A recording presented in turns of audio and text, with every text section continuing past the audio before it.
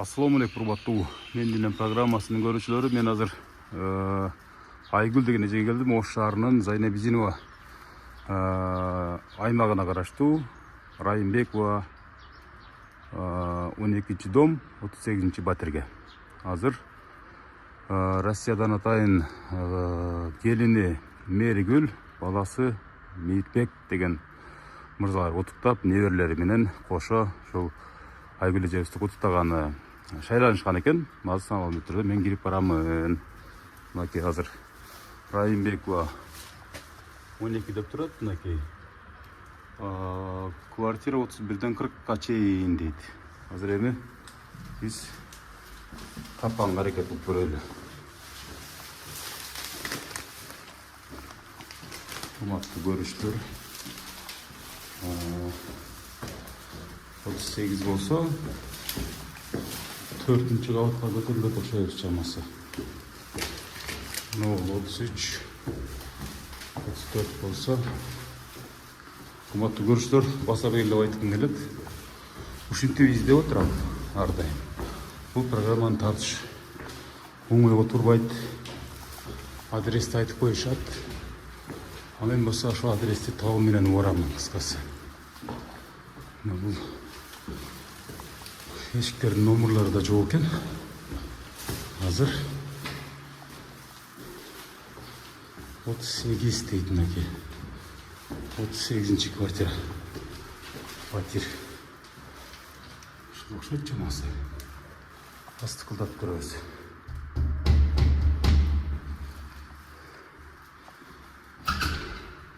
Кандайсыз, жакшысызбы? Айгүл эженин иш жерби? Жакшы. Туура эле таап келиптин анда. Кандайсыздар, жакшысыздарбы? Могу гүлдү кармаңыз. Торту менен мен бутум чечип алайын. Сорго таап келбедим, бул жерде бир аз адашуулар болуп дегендей. Киребиз, кана жүрүңчү. Эч жакпастыр. Айгүл эжебиз ким, Айгүл эжебиз? Сизби? Сиз 59 жаш деди эле. Вообще окшошпойсуз го сиз. 58 жаш, 65-жыл кызда. 65. Ошондо толук өзүңүздүн бүгүнкү күндө 58 жашка чыгып отурасыз. Сизге 38 берем эже, чынын айтайынчы. Кана жүрүңүздөр, бул атай менин программасы акманап турасызбы кез-кез? Менин программам ошо Москвадагы өзгөчө ушул биздин мырзалар, келиндер, кыздар, апаларын куттуктайт да. YouTube'га киргизип коюм өтүнгөн. Меригүл деген келиниңиз барбы? Ооба, бар. Мен кайненем ушунчалык жакшы көрөм дейт. Эптеп таап барыңыз дейт, кыскасычы. Билбейм дейт, толук адресин дейт, бирок Мирбек деген балаңыз бар, Бар. Көп жылдан бери келе экен, ушул көрө экен. Ошо апам ушул образын тартып туруп салып койсоңуз, жанына барып жыттагандай боло эле дейт. Неберелериңиз менен кошо. Мына бул гүл сизге, мына жакшынакай гүл. Кол чаап турабыз, мынакей баарыбыз кол чаап турабыз. Урматтуу көрүүчүлөр, мен таап алдым Айгүл эжебизди. Мирбек, Меригүл келиниңиздин атынан, жана алардын балдарынын атынан туулган күнүңүз кут болсун. Негизги белек бул программа менен жөн барбай, куру барбаңыз дегенден мен көтөрө келдим. Ушу гүл менен бир аз кичинекей болсо да шириндик. Жакшы нават чай менен отуруп чай ичип коюңуз. Кана эже отуруңузчу, бир сизди эне дегенден алыспын. Эже деп эле сүйлөйм. Кана жогору отуруңуздар кана. Урматтуу көрүүчүлөр, мен Айгүл эженин үйүнө келип калдым. Ош шаары Зайнабизинова аймагы шаарга карайт. Райымбекова 12-үй 38-батир. Айгүл эже, бул апаңыз окшойт, Кудагыйыңызбы? Макул. Мен ойлоптум сиздин апаңыз окшойт депчи. Кудагыйы тоодон келди. Атайын келди. Кайсы тоодон келди? Карагулжа, Алай.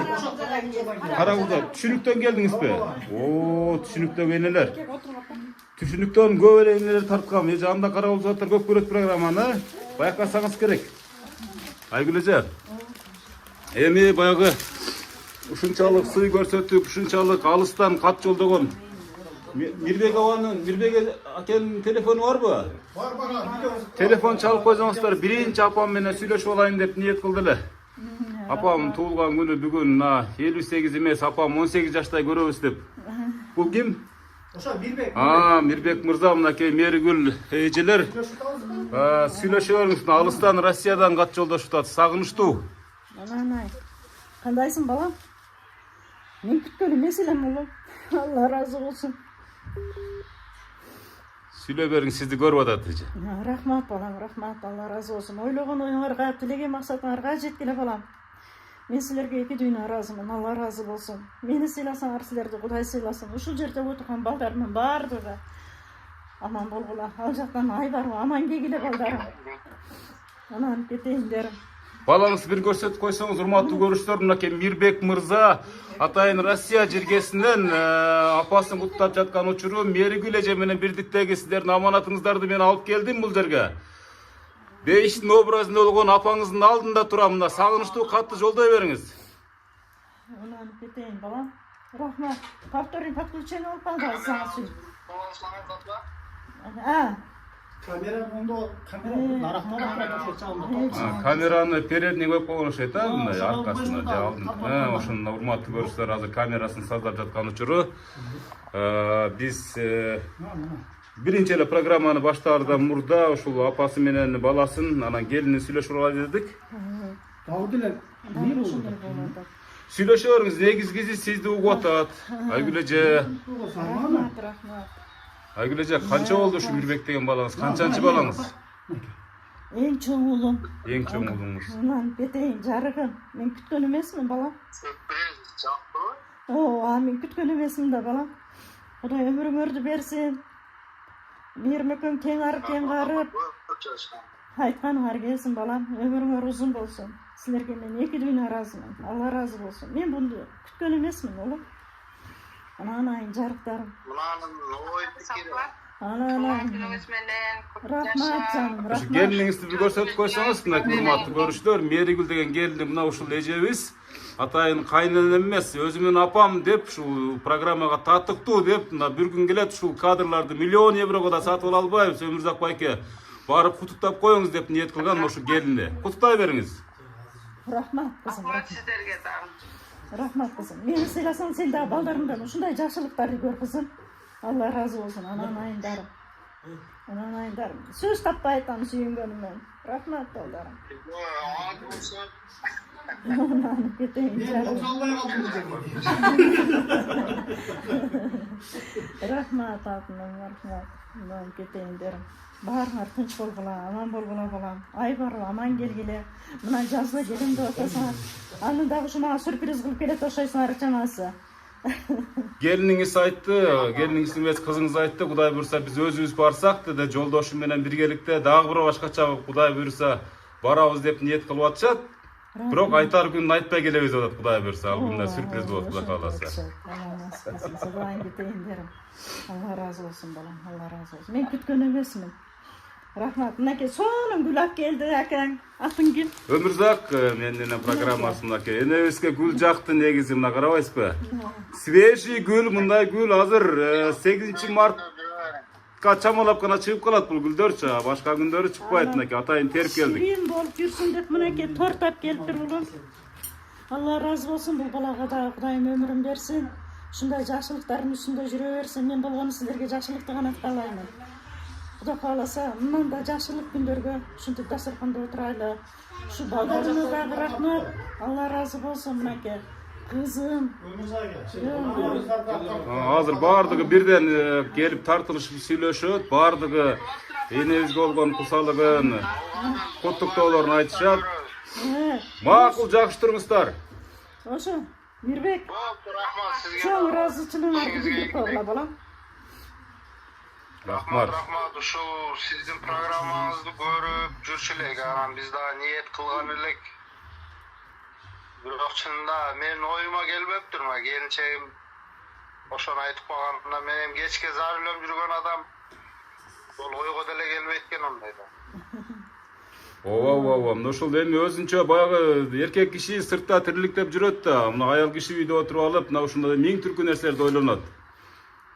Мына ушул сиздин жетегиңиз менен, сиздин баштооңуз менен мына ушул куттуктоо ушул энебизге насип этиптир да мына.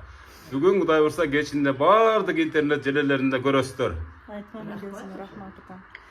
Мына Erdi er kılgan dağı ayal kişi deyt, kara jir kılgan dağı ayal kişi deyt. Merimge Kudayım ömrüm bersin. Oşo men oylap uşuncha sıylagan. Mınaki gelin üçün kol çap koyuyorsa mınaki kaynenesi şu gelinine çoğun rahatsızlığı bildirip jatkan uçuru. Men bala kızlarıma, gelinlerime barına razımın. Allah razı olsun. Rahmat жақсыларыңыздар. Урматтуу көрүүчүлөр, мынакей Айгүл эжебиз Россиядагы баласы Мирбек, келини Меригүл менен сүйлөшүп алды. Неберелериңизди канча болду көрбөгөнүзгө же? 6 жыл болуп калды. 6 жыл болуп калды. Азыр эми мына ушул каскадар турган тортторун көтөрүп, жакшынакай болуп, каалоо тилектерин айтам деп турган эжелерге сөз берели. Мен өткүзүп бериңиздер. Мен өтүп алайын дагы. Эже биринчи мени карап туруп, сүйлөп туруп, андан кийин эжебиз болгон жакшынакай келегиңизди тапшырсаңыз. Апам ушу 58 жашынан биз куттуктап келип отурабыз. Апама чынден соолук, узунда өмүр. Сиз кимиз болосуз? Мен кыз болом. Кыз болосуз. Канчанчы кыз болосуз? Ортончу кыз болом. Жакшы, куттуктай бериңиз. Мен толкунда да азыр подарканы берген жөн ыйлабым. Эне үчүн ушундай да, эне үчүн баарыбыз ыйлаганга дагы, күлгөнгө да даяр болушубуз керек, Энебизди ушул күнгө чейин ушул программа кылып, же бир өзүнчө бир сюжет кылып көрдүңүздөр беле? Же бул биринчи жолкусубу? Жок. Мен өзүм да бүгүн мишкаларды неме кылсам, буюрса 2 жылдан юбилей кылабыз, ошондой кылабыз дешип. Нашпа коюшту. Мен чоң 2 мишканы алып келип, сюрприз кылайт деп атам, бет дагы силерге кошулуп. Ошо кээ бир учурларда ошо мишкаларды кошуп коюшат, атынелер. Жакшы, кол чап коесуң, аке, ортончу кызы. Үй аябай ысык экен, мону бизер алып коюңуздарчы. Мону да алып коюңчу, мен аябай ысып кеттим, мону чечип койсоңуздар. Урматтуу көрүүчүлөр, мындай кыш, бизде дагы эле кыш. Бул үйдө тап далилде. Ооба, тап аябай эме экен. Мен аябай тердеп кеттим чынына келгендечи. Сиз кимиз болосуз эже? Мен апам чоң кызы болом. Эң улуусу, эң сулуусу мен болом деп сүйлөй бериң андачы. Бирбек акаман кийинкиси мен. Кыздардан эң чоң мен болом десеңиз, Ортончу сиңдим да кичинекей сиңдим бар. Биз апамы уже 2-чи туулган күнү апамдай бактылуу аялда. Кыска ай болсо дагы бир айда 2 жолу туулат. Кайнем 6 февралда төрөптүр. Кайтам 26 февралда документальный кылып туулган. Өткөзүп алган өзүндө. Биз 6 февралда неме кылып койгонбуз, өткөрүп подаркаларыбызды берип апа. Азыр эми ояктан акам менен жеңем сюрприз кылып неме кылгандан бүгүн Подаркаларыбызды 6 февралда кимдер эле көргөзүп коёбуз. 6 февралдагы азыр энебизден сурайбыз, азыр эмне бергениңиздерди өзү айтып берет. Урматтуу көрүүчүлөр, апама жакшынакай кылып эстелик кылып тагып койгонбуз. 6 февраль күнү таап койдук эле, кайра мынакей кайра дагы чыгарып кайра таап коелу деп ниет кылышты. Бүгүн ушул жакшылыкка кошулуп калыптыр. Кудагыйдын немеси жолуга салып коеюн мен. Мынакей кудагый болгон жолугусу. Мына сиздин апаңыз. 23-нде туулган күнү болгон. Биз куттуктаганда бул жака алып келип чогуу бүгүн неме кылып. Бул айларда аябай шаншып өткөн да силердики ушул майрам, Апам биздин пешинебизге тынч болсун, ушу апаман кийинки жеңем, апам деп неме кылам, эми апамдын орун басары. Биз барганда кабак кашым дебей дайыма жаркылдап күтүп алган жеңеме рахмат, акама рахмат. Өмүрлөрүн берсин, бала чакаларын күнү күчүн көрсүн. Ушинтип дайыма бизди колдоп коштоп жүргөндөн биздин жолдошторубуз да тынч болсун, дайыма тойлордо, жакшылыктарда чогуу жүрө берели. Рахмат сиздерге да ушундай келип, баардыгыбыздын көңүлүбүздү көтөргөнүңөргө. Рахмат, чоң Жакшы рахмат. эстелик болуп калды бүгүн. Менин кызым дагы кичинекей белек өрле бул жакта. Ооба, сөзсүз да. Ар бирин шашпай туруп бирден тартабыз. Урматтуу улуу кызынын сөзүнө ортоктош болдук. Өмүрүңүздөр узун болсун, энебизге окшоп бактылуу карыңыздар. Кана жүрүңүз. Урматтуу көрүүчүлөр, бул кызданбы, баладанбы небереңиз? Менин кызым бар. Сиздин кызыңыз, мынакей. Жакшынакай белегим бар дейт, мынакей. Кана биринчи куттуктап, энебизге жакшынакай болгон. Болду, мен сизди жакшы көрөм, болду. Ден соолук каалайбыз, көп жашаңыз, жана башка. Кана баштайбыз.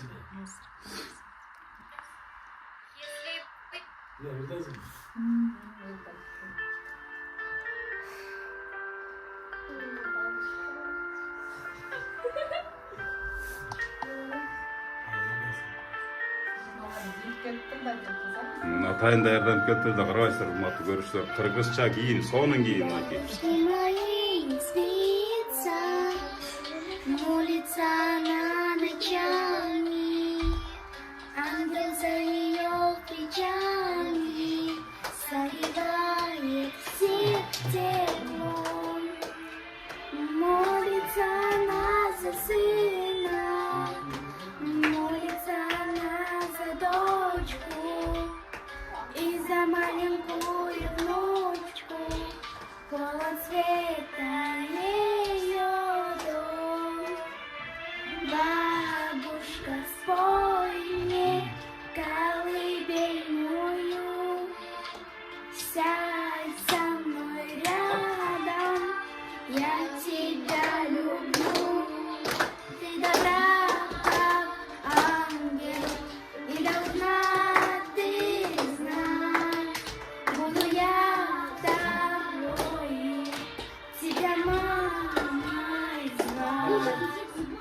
Если бы могла я жизнь твою взять и сделать капельку светлей, чтобы было больше добрых дней, я молилась день и ночь.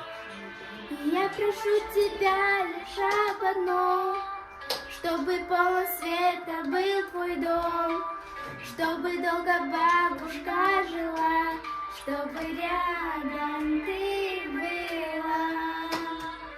Бабушка, спой мне колыбельную, сядь со мной рядом, я тебя люблю. Ты добра, как ангел, и должна ты знать, буду я второю тебе мамой звать. Свет в твоем не гаснет. Ой, Рахмат, qo'shma son. Бабули, за всех нас душа болит. Ой, Рахмат. За всех нас душа болит tekneke sonun. Görünmeden kutlukta vata turmatlı görüşler. Bu gözürmemler esте kalarlık, tarihi gözürmemler desek bunu bile ölçerim. Ай, Рахмат. Ангел, и должна ты знать, буду я второю тебе мамой звать. Ай, Рахмат. Мынакей, сонун kutlukta boldu. Ne veresine mынакей. Ortonçu kızının kızından değil mi? Sizin kızınız болып kaldı şunda gana emi. Aka geliniz endi sizge daha söz konu gelip kaldık şu. Meyli şu en çoğun kızının joldaşı olan Büyük balası olalım. büyük alası oluruz. Apa tuğanınız kutlu olsun, köp yaşanız, törüyüzün körkü olup jüreveriniz, hiç vakta uğurvanız, nevire çevirilerden aldın çayın içip jüreveriniz. Apam ekoğuzlar şu jüreverizler, törünün körkü olup öyle. Bana kaynedengizdi kolun kısıp kaçan betinden öyle gelesin. Buna uşurda faydalanıp bir jaksına kakıp durup. Ha, ekoğun nak mı? Ay, jakşı. Şunday birbirler Kırgızstanımızda koyuversin ha. Enebizge söz bereyli ha. Enebizde janatan beri jaksına kayıp olup. Eki öte kıp-kızıl bolup oturat enebizde bir jakşı sözler söyleyin davayın ha. Karagulcadan gelisip be. Aygül böyle, maylı Aygül. Sokağın iten tuğulağın günün menen. Rahmat hocam. Ben udağıyım. Ekinci udağıyım da. Aha. Жақсы көрген құдағиым. Өмірі ұзын болсын, бала шақасын күні үшін көрсін. Ұзын ұрматын, қызының қызматын көріп, ойнап күліп жүре берсін o'sha. Бәріміз ынтымақ, жақсы құдағидан, жақсы дағы жақсы болып жүре берейлі. Ay, Rahmat, ene Rahman. O men. Қара, жоқтыр.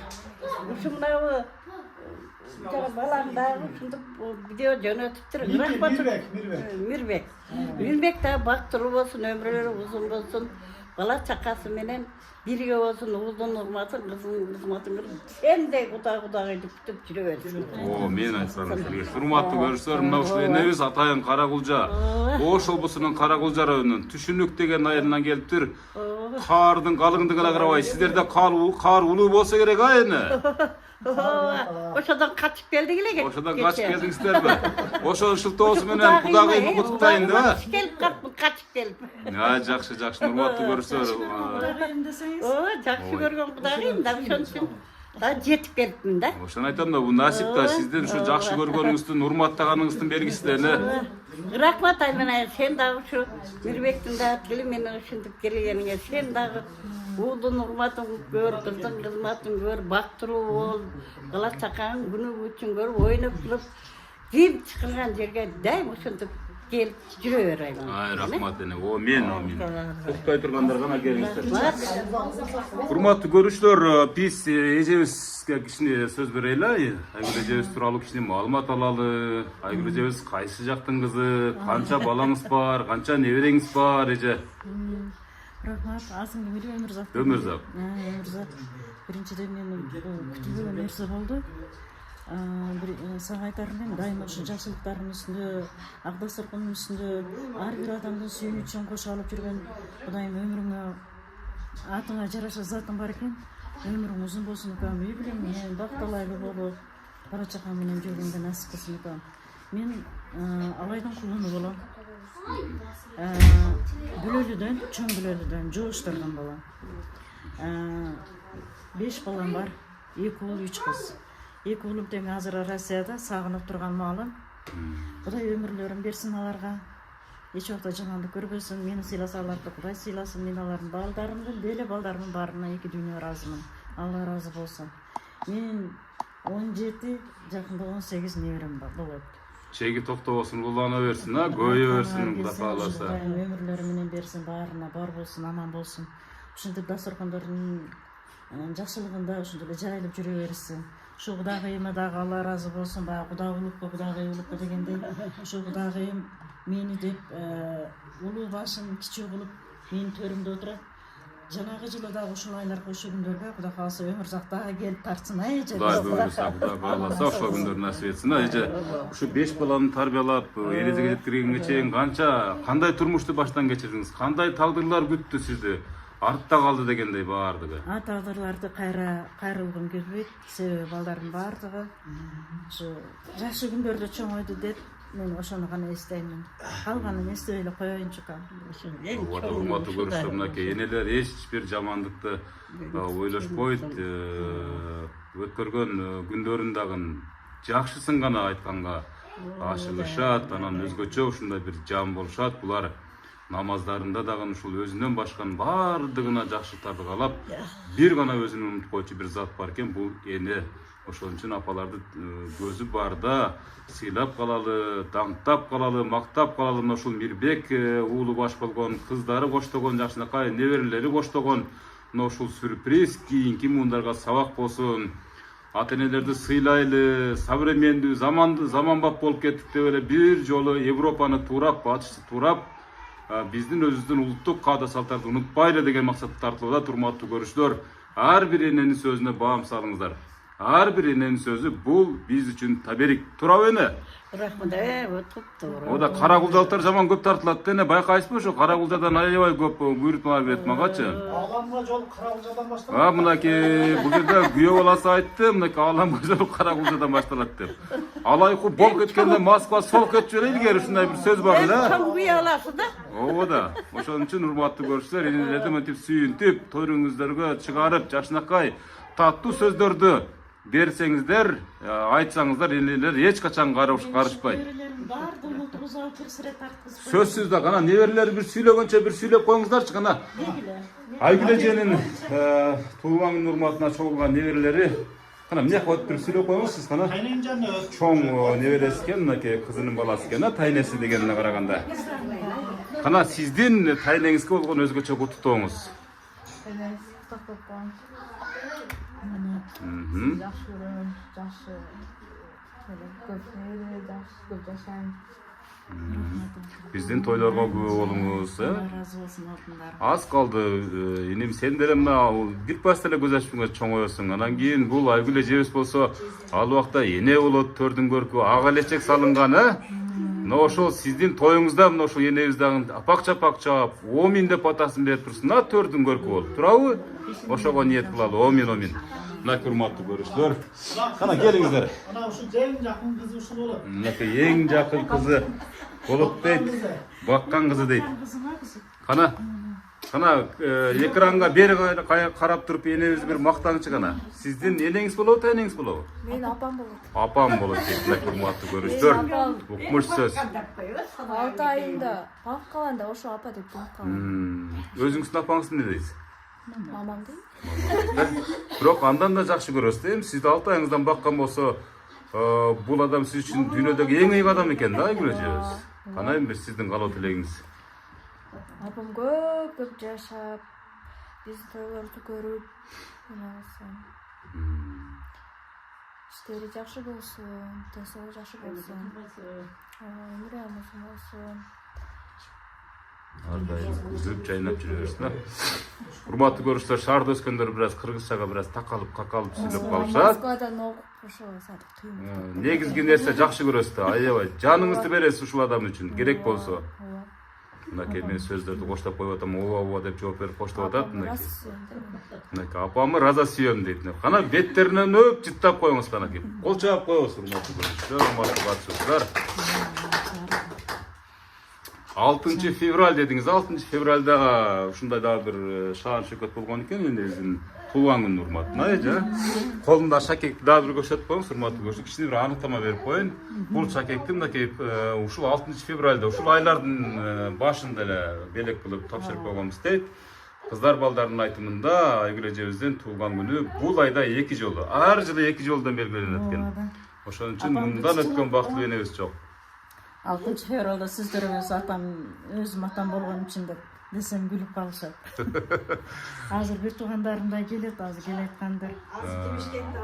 Урматтуу көрүүчүлөр, Айгүл эжебиздин туулган күнү мына ушул түштөн кийин мынакей башталды. Кудай кааласа түн ортосуна чейин бул үйдө ырлар жаңырат, бул үйдө жакшы куттуктоолор болот дегендей. Биз болсо бул программа аркылуу ушул туулган күндү мотивация бере турган бир жакшы бир баштап коюп, андан кийин кете беребиз. Андан кийинки туулган күндүн таржымалын, тарыхын мына ошого неберелери коштой бермекчи. Кана бери карап туруп, элеңиз болобу, тайлеңиз болобу? Тайнеси болот, сүйлөп койчу жаным. Кана бери карап туруп бир мактаңчы. Кана сиздин тайлеңиз кандай адам? Жакшы адам. Көп жайдан берген бизге. Москвада жүргөт эле бизге. Москвада да жүрүп келдиби тайнең, а? Ой, азамат. Бишкекте. Азыр дагы Ошто жүрөбүз чогуу, Ай, азамат. Туулган күнүңүз менен деп куттуктап коеюн, жаным. Kombiniz менен көп жашаган. Мен сизден жаман жакшы. Мынакей. Мынакей урматтуу көрүүчүлөр, көпчүлүктүн балдары, мисалы Россияда жүргөндөрдүн балдары ушинтип тилдери эми кыргызчага көрүнүп жаткан учуру себеп дегенде кичинекейинен ошокто төрөлүп, чоңоюп, садикке барып, мектепке барып, кийин анан мына ушундай бейиштин образын болгон энелердин колуна өткөндөгү учура эми. Азыр эми сиздер эми эптеп кыргызча үйрөтүп алдыңыздар. Ооба, үйрөттүк эми канткен чакта да кыргыздын баласы болгондон кийин кыргызча сүйлөш керек. Мен эртең менен ушул ой келди. Балдардын баары эле орусча сүйлөсө бир 20 жылдан кийин кыргызды таппай калат окшойбуз. Ошон үчүн мына бир 20 жылга чейин балдарыбызды биз кыргызча үйрөтүп, кыргызча кандай болгон чакта дагы ошол кыргыз тилине үйрөткөнгө аракет кылышыбыз керек. Себеби бул кыргыздын баласы болгондон кийин кыргызча сүйлөп, кыргыздын тукумун кууп, тукумун көбөйтүшкөнгө Аллахым өзү насип кылсын. Биздин орус класста көп балдар окуп атат, бирок тилин унутуп калып атат. Мен айтат элем ушу мугалимдерге бирер саатын кыргызчага үйрөтүп койгонго. Эжеси мугалимсиз, Мугалим. Мен 5 балага мугалим болдум. Жок, бирок мугалимдерден да жакшы мындай взглядта экенсиз, мындай образдарда экенсиз, анан сүйлөгөн сөзүңүз дагы ушундай бир дикция менен сүйлөйт экенсиз. Биз элестетип койдук, урматтуу көрүүчүлөр, өзүңүздөр деле мындай элестетип аткан чыгарсыздар. Айгүл эжебиз мугалимдердей сүйлөгөн өзүңүздөр. Жашоо адамды мугалим кылып коет экен. Ооба, жашоо өзү педагогика туурабы эже? Жашоо өзү мугалим туура айтасыз. Ошон үчүн мына бияка дагы жакшы күндөр болсун. Ушу балдарым пешенеме бар болуп, ушу апам деп мени сыйлаганына Кудай таалам өзү амин деген болсун. Кудайдан мени тилеген болсок, баарыбызга пайгамбарларына саламдар, салаваттар болсун. Урматтуу көрүүчүлөр, дагы бир коноктор келип калды дейт. Келиңиздер, мынакей эң коноктордун улуусу келди дейт. Эң негизгиси келди дейт. Алайдан келиптир. Алай жерге азыркы күндө аппак кыш болуш керек менимче. Ошко келсеңиздер жаз бекен Ошто. Бизде жаз бир эле күн кыш болот, андан кийин эле дарактар бүчүрүлүп жазга айланабыз.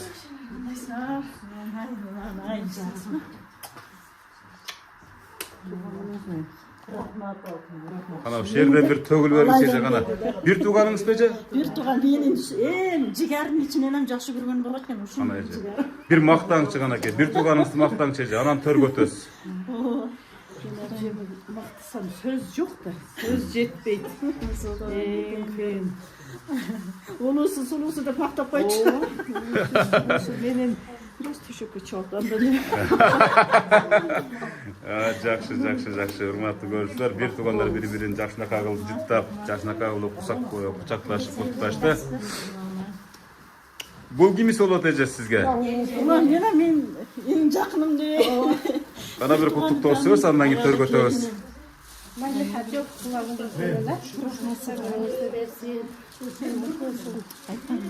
Мынакей урматтуу көрүүчүлөр, жанатан бери күтүп аткан конокторубуз келди. Мынакей эң жакшы көргөн келиним дейт. Gelinlerin içimisi jaman emes. Aynene jaman, gelin jaman. Туура айтасыз. Мынакей кайненелер ушинтип эле сизге ошо эле төгүлүп чачылып турса, анан келиндер жакшы чыгат да, туурабы? Кана урматтуу көрүүчү, келиң эже, мына жакка өтүңүз, дагы бир аз кобурашалы. Келиңиздер, отура бериңиздер.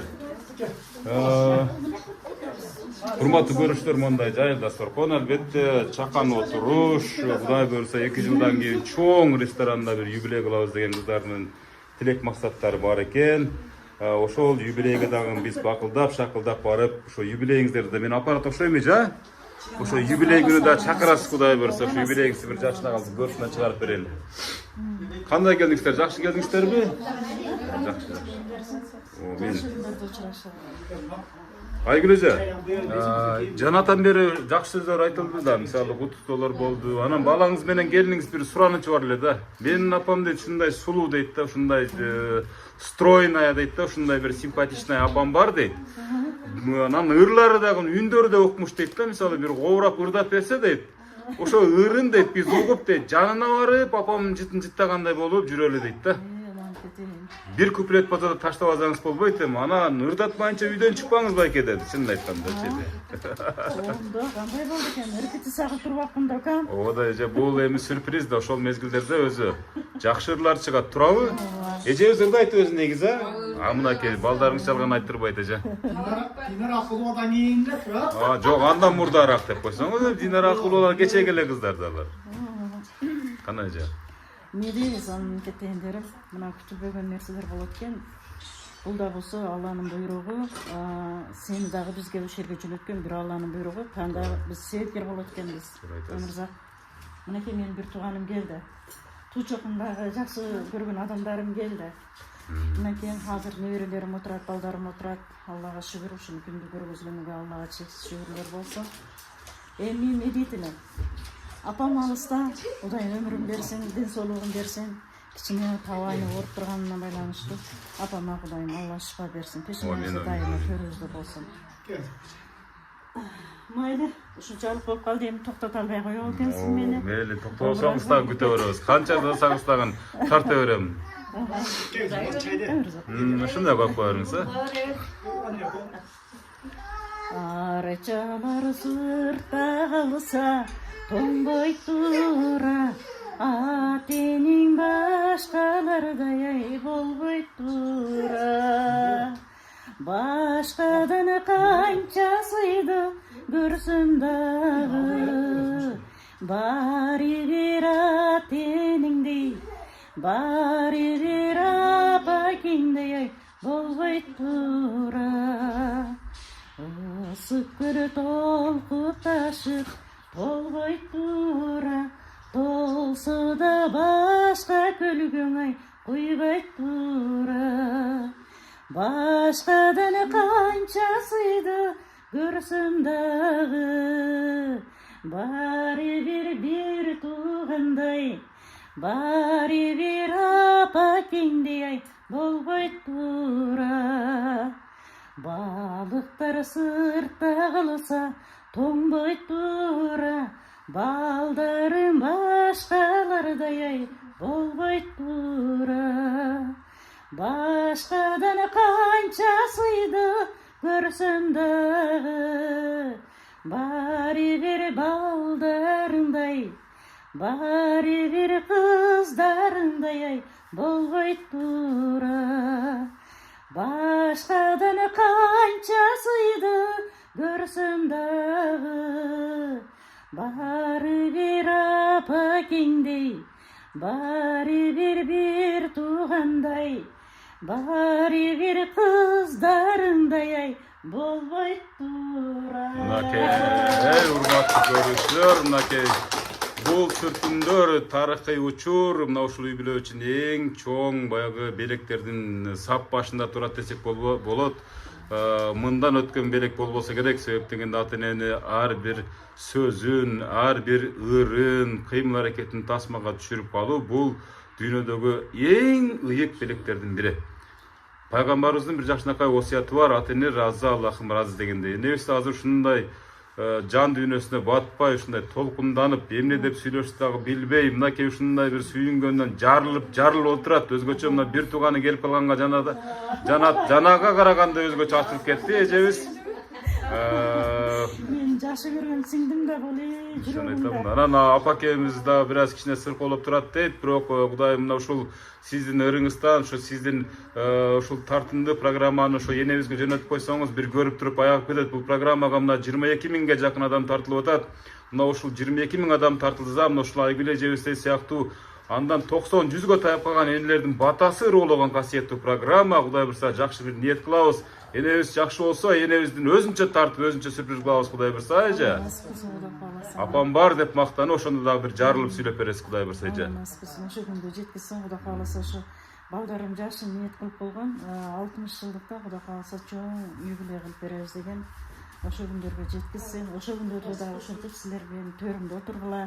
Болгондо дагы ошо жакшы күндөрдө сен дагы кошо болупкан. Мына урматтуу көрүүчүлөр, эжебиздин жакшынакай сөзүнө ортоктош болдук. Мынакей эжебиз 60га таяп калса дагы, мисалы 40тын образын берип атат. Мисалы буга мисалы бөркүндөй көз тийбесин, тфу, мисалы Кудай бурса эжебиз 100гө жөнүнө чуркап чыгат деген тилектебиз. Ошо 100 жашыңызда дагы ушинтип бакылдап шакылдап келип, корооңузда бир той кылып турайлы. Үйүңүз ылайым тойканага айлансын, эже.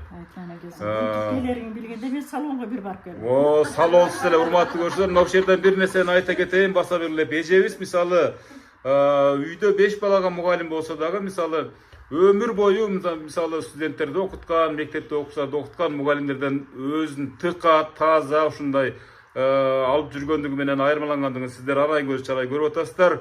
Демек эжебиз бир ушундай жашоонун образын аябай татыктуу, анан ушундай жараштуу алып баргандыгында экенине биз терең ишендик эже. Ушинтип ар дайым жаркырап жүрөңүз. Демек сиздин түзгөн армияңыз ушунчалык жакшы да, балдарыңыз да жакшы, неберелериңиз да жакшы, өзгөчө келиндериңиз да жакшы.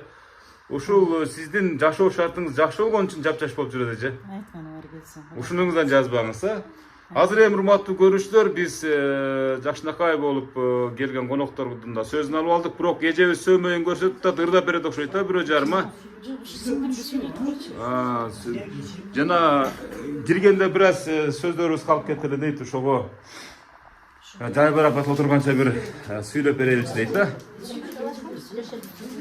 Сиз ошо жакыныраак отура бериңиз, мен эжебизден гана эжебизге бир тууганды ушунчалык, мисалы кээ бирлер мындай да жөн эле мындай эле айтып өтүп кетет да бир туугандарычы, бул менин бир тууганым, бул менин чоң эжем, бул менин сиңдим депчи. Сиз келгенде өзгөчө сүйүндү да, мисалы. Сиз келгенде мына менин бир тууганым деп жанатан бери жарылып атат да. Эмне секрети бар мунун? Секрет. Кандай ушундай жакын болуп калдыңыз? Дүйнөдө бир туугандан өткөн ыйык, улук зат жок экен. Мен бир тууган эжем, ортобузда экөөбүздүн ортобузда 2 уул бар, ошонсо деле удаалаштар өтө жакын болот дейт, бирок эжем мага өтө жакын. Мен эжем менен сыймыктанам. Биздин башчыбыз, Кудай кааласа, ушул бойдон жаштыгыңыздан жанбай жүрө бериңиз. Балдарыңыздын, биз да сиздей болуп, уулдардын, кыздардын ушундай жакшылыктарын көрөйлү. Эл журт, тууган урук менен тынч болойлу. Ошо баарыбыздары сиздердин да ишиңизге көрбөйсүз, гана бир эми ушул учурдан пайдаланып турган эжебиз. Уруп жөтөлүп турам да. Жөтөлүп тургандагыңызды бир көрөйлүчү кандай ылдайт. Жөтөлбөй калганда дагы бир ырдатабыз. Анда көктөм эли, жаң эли, жаз жамгыры төккөн эли, капкара карагаттай көзүң менен карадың, kirpik kakpay köpkönegen apkara karagattay gözüň menen karadım kirpik kakpay köpkönegen men jürüsüm bağaralap aytamagım bayağı göz karaştı aytaladım merimin töküp dursa göz nurundan attın ay menem nege baykabadım baykabadım. Oy ece gelsin la. Mına uşularyňyz ece mına TikTok'ta enelerdiň marşı degen bir özünçe playlist bar da mendeçi. No şo playlistten görösem izvezde bolosem jana şair apalar degende joksup kokusundan. Yok. Eger şair apalardy şu uwatsaňyzlar. Ova, mına şu ırdy uksaňyzlar sözsüz misaly kabar alyňyzlar ejebizin ününe tam berdik çynyn aytkanda alaydın uşul karagat öskön toolorун ырдап жүргөн ejebиz сахнага чыкса мына азыр мына бул живойлордаdı. Эгерде азыркы ырчыларга окшоп мисалы бир эффекттерди кошуп мисалы монтаждап койсо энебиз ejebиz Кыргызстанда номер 1 мына Саламат Садыковадан ашсат кем болбойт чынын айтканда мына ушуга мен бөркүмдөй ишенип калдым. Бар болуңуз эже, ырдап жүрө бериңиз эже. Бир туугандар мынакей жакшынака болуп бири-бирине жакшы калуу тилектерди билдиришти. Кана эже жана арткан сөздөрүңүз калды беле жана кире бериштен. Кийинки же сиз да бир ырсыл болонтуп бересиз Алайдан келгенден кийин. Мен ырдай албайм, бирок эми Бир жакшы сөздөр. Абдебизге жакшы сөз калоолорубузду айталар. Абдемне дейбиз, туулардын менен ушу жашында көбүн жашаңыз. Жакшы көрөбүз сизди. Бизден улуубуз. Ошо дагы эмне дейбиз? Балдарыңызга чоң рахмат. Эже ушу жакшы балдар тарбиялады эжем. Улдарды, кыздарды, күйөө балдар аябай жакшы, Кудайга шүгүр. Ошо көп жашап. Ай рахмат болсо, космай урматтуу көрүштөр. Ырда болду жакшынакай сөздөр да болду дегендей, кыздар ырдабайбы случайно кокусунан? Мен апам да жакшы ырдайт. Жакшы ырдайбы мынакейни. Буну мен айткан жокмун. Менин апам кийимдейт, сизди айтып атат сизди. Ырда бериң. Ана бир эски эксклюзив ырлардан таштаң. Кара Кулжанын түшүнүктөгү голостордон берип коюң. Калдым деп унутуп калбадым. Bir kuplet bolsa da ырдап. Бүтүнө чалыңыз менен ырга аттыңыз ба? Анакей, күйөө балдар жалган айтпайт эч качан. Менин балдарыма балдар эле. Энелерди ыргып болот кана. Болгондо Эстеп туруң, өргүдөй билет элем. Карып калдым да мен 70. Сизди 70те эч ким ойлобойт да, сизди бир 50-60та. Ой я. Жаңышында ырдадыңыз ба? Жылкычы деген, бир деген. Жылкычынын ыры деген билесизби? Ошол унутуп калдым. Жанагы дегендерлер бар го, жанагы балаңдын баласы сыйласын Мен деген. ойлонуп турмакмын да. Жок, ырдап атканда ойлонуп койбойт белеңиз. Демек мен да ырдап коеюн. Карган немени кантип ырдатсын деп. Кызыңыз суранууда эже, кана эне бир ырдап коюңчу кана. Gatчайны, бул ошентип берет да. Ошентип берет деп коюң. Кайсы биякпы? Ойбой, мынакей ырчылардын Эстеп коюн, кыргызды деп атам. ырчылардын коросуна келип калган окшойм, по-моему, ушу. Күйөө баласына бир ыр берели, сөз берели. Мен ырдай албайм ба? Кана, келиңчи сүзүн. Ошону айтам да, кана бери карап туруп бир куплет кана. Бир эстелик болуп калсын. Эстелик болуп калсын, онда сизге туулган күнүңүз кут болсун. Сиздердин назарыңыздарда биз Бекболуевди чакырып койдук эле деген. Анда сиздердин сахнада Бекболуев сунамырды эстеп кабыл алып коюңуздар. Мынакей урматтуу көрүштөр, күйөө баласы. Сезимдер учат куш болуп, сагындым көккө келбесе, буунду басып турганда,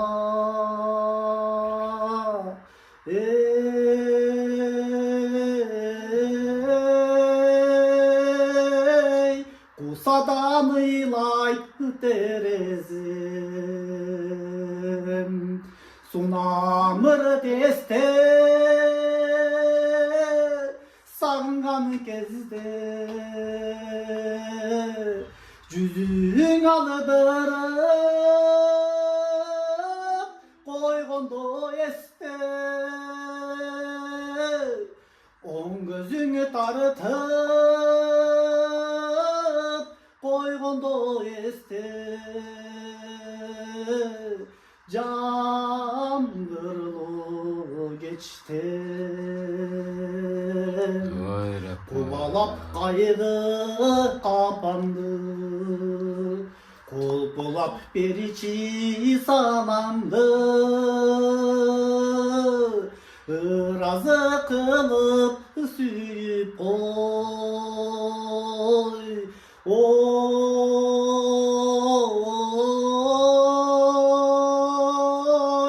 ыр менен барган саламды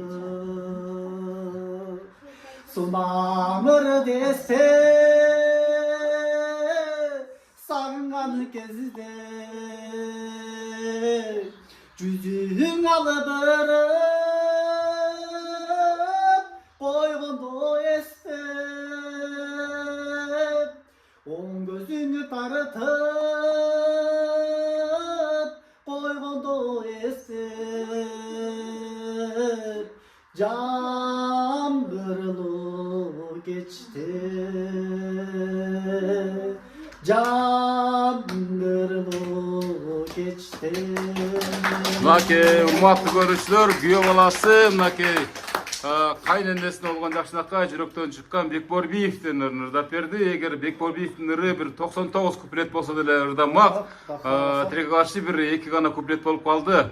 Өзүнүн ырдын стандарты ушундай болгонуна байланыштуу ырдап берди. Телевидениеге караштуу, саатка убакытка караштуу дейбиз, биз да билебиз. Жакшы, урматтуу көрүүчүлөр, мына күйөө бала менен кайнененин ортосунда мамилени көрүп атасыздар. Сиздерге да сабак болсун, урматтуу кайненелердин күйөө балдары.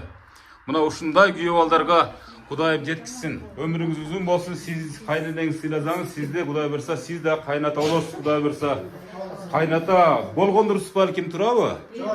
Аз калды, ушу сизди да ушу күйөө балдарыңыз ушинтип сыйлап турсун. Жок, сыйлап болоюн деп турам.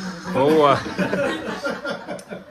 Айгүл эже, мынакей дээрлик 50 мүнөт тынбай сизди тартып, подъезден бери тартып, ушинтип сизди коттуктап аракет кылып атабыз. Ага ушул сиздин ушул менин программа сиздин үйүңүзгө келишине негизги себеп сиз айткандай биринчи Аллага ыраазычылык билдиришибиз керек. Андан кийин ушул Мирбек, Меригүл келиниңизге, неберелериңизге ыраазычылык билдиришибиз керек. Андан сырткары мына ушул бир туугандарыңыздын алыс дебей ушундай кар малтап ушул сиздин көңүлүңүз деп келгенине да ыраазычылык билдиришибиз керек. Өзгөчө Каракулжа районунан кудагыйыңыздын келгенине дагы ыраазычылык билдиришибиз керек. Балдар кыздарыңыз мына күйөө балаңызга да өзгөчө ыраазычылык билдиришибиз керек. Мынтип ырдап, өзүнүн жүрөгүн ачып, ушинтип кубанычын ушунчалык жогорку деңгээлде билдирип турганына албетте анан сиз түзгөн армияга баардыгына ыраазычылык билдиришибиз керек. Мына ушундай армияңыз бар экен, сиз эч качан картайбайсыз, Кудай буйрса. Эч качан көңүлүңүз чокпойт деген ойдобуз. Ар дайым сиздин үйүңүзгө келип ушинтип куттуктап, сиздин ырыңызды, сиздин жакшынакай батаңызды алып туралы эне. Эне дегенден алыспмын, эже деп сүйлөйүн, себеп дегенде мен 65-жылкы десе мен ойлоп калыпмын. Бир зрение кеткен, бир аз жайрак баскан, кулактан кеткен деп ойлоп кетипмин. Мына алдыман чыксаңыз, бир жапжаш эле эжени күтүп алгандай болдук. Мынакей чындыгында жапжаш экенсиз эже. Көз тийбесин, Кудай буйрса ушу жаштыгыңыз улана берсин. Балдарыңыздын тойлоруна кызмат кылайлы. Эми жакшынакай ушул өзүңүздүн армияңызга болгон, андан сырткары кыргыз элине, андан сырткары мага бир жакшынакай бата берип койсоңуз, программаны жыйынтыктайбыз, Анан келген коноктор жакшынакай болуп, буту колду сунуп, туулган уланта берет. Кудай кааласа, Алла насип кылсын. Биринчиден, илаһи жараткан Аллахка ушу күндөрдү көргөзгөнгө Аллага чексиз шүгүрлөр болсун. Алыстагы балдарым Айбар аман келсин, Руслан. Алыста дагы бир уулум бар, Өмүрзак Руслан. Айкөкүл деген келиним бар. Мээрим деген кызым бар, атына жараша заты бар. Кудайым ошо мээримин чачып дайыма балдарына, бизге, тууган уруктарына мээримин чачкан кыздардан болсун, келиндерден болсун. Мирбек, ушу бир туугандарым, балдарым, кыздарым, күйөө балдарым, күйөө бала деп эми өз баламдай булар. Ошон үчүн мен кудагыйларым баардыгыңарга Кудайым өмүр берсин. Не тилесеңер Кудайым силерге амин деген болсун. Бул менин болгону чыныгы жүрөктөн чыккан сөздөрүм. Заманыбыз тынч болсун, эл журтубуз тынч болсун, заман тынч болсо ушу Кудай кааласа мына биз азыр ак көйдүн кары жарылып аткан мал жок деген адамдын өзү жок да. Не дейбиз? Дайыма жакшылыктар болсун, дасторкондор жакшылыктарга жайылсын. Ошонун катарында атыңа жараша затың болуп, сенин да өмүрүң узун болуп, ошо жакшылык дасторкондордо, жакшылык күндөрдө мындан бияка мен сени көрүп алдым. Кичине жым эткен жерге эле чакыра берем мен. Рахмат, эне болду, биз кызматтабыз. Келе бер укам. Жакшылыктардын үстүндө боло бер. Биздин сүйүнгөнүбүздөн көзүбүздөн жаш агып атат, бул сүйүнүчтүн жашы. Кудайым ошо жакшылыктарды төрүбүздө баарыңар бар болгула, аман болгула. Неберелерим, Алла насип кылса мындан бияка апам Алла шифа берип, ошо төрүбүздө мынтип жакшы күндөр отурганга насип кылсын. Апа, алтыным, мен сиз менен сыймыктанамын. Сиз бар, мен эч убакта карыбаймын. Кудай кааласа, ала тоодой, асказоодой апам болсо, сен эч убакта карыбайсың деген. Ошол апам бар болсун пешенебизге.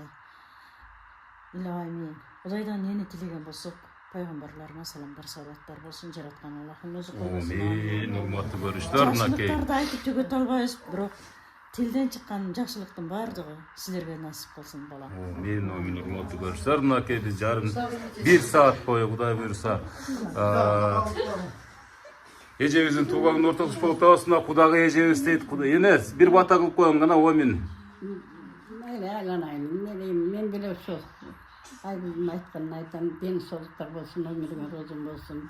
Биз ошо уулдун урматын, кызматын көрүп жүрө бергиле, уул үйлөгүлө, кыз чыгаргыла, кыздын кызматын көргүлө, уулдун урматын көргүлө. Дайыма тойлордун үстүндө жүрө бергиле, айланайын. Дайыма ушу той кылган жерге ушуну ойноп күлүп, жакылап, жайнап жүрө бериң. Рахмат. Урматтуу көрүүчүлөр, мынакей менин программасы ушул кезектеги чыгарылышын Ош шаарына караштуу Зайнабидинова деген аймакта жашашкан Райымбекова көчөсүнөн оралган эжебиздин, Айгүл эжебиздин үйүнөн жыйынталып отурат. Ар бир эне мына ушундай программага, ушундай сүйүнүчтөргө, ушундай сюрприздерге татыктуу. Сиздердин дагы апаңыздар, атаңыздар болсо, анда ушинтип куттуктап калганга шашыңыздар. Ата-эне ыраазы, дагы бир жолу кайталайм. Аллахым ыраазы деген пайгамбарыбыздын жакшы осуяты менен программаны жыйынтыктайм. Кийинки дагы ушундай Айгүл эжебиз сыяктуу бактылуу энелердин төрүнөн жолукканга чейин сак саламатта туруңуздар. Айгүл эже, карыбаңыз, арыбаңыз, көңүңүз чөкпөсүн, жакшы туруңуздар сиздер дагы, мынакей кыздар, балдары, неберелери.